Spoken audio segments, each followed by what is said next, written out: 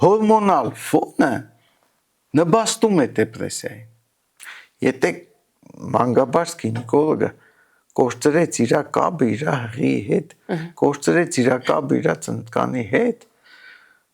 հոգեբանն չի օգնի, հոգեբուժն չի օգնի։ Բա ոնց եղավ, որ ինչ որ մի կետից որոշեցինք, որ պիտի ուշադրություն դարձնենք կանանց հուզական վիճակին։ Հազարավոր տարիներ մարդիկ երեխային ունեցել ու հանգարց վերջին 60 տարին նոր տեսնի որ չես տեղ խնդիր ունենք։ Ինքը հղիությունն է իր համար նորություն, այդ հղիությունն է իր համար ստրես։ Շատերի մոտ կառաջանա այն միտքը, որ մեր ժամանակ էլ էին երեխա ունենում, մեր ժամանակ էլ էինք, մենք շատ ավելի ծանր պայմաններ ունենք, մեր կենցաղավարությունը շատ ավելի բարդ էր։ Ծննդկանը դուրս եկավ ծննդատնից, տոն է, բայց այդ տոնը շարունակվի, երբ որ ինքը մտավ իր օջախը։ Մեր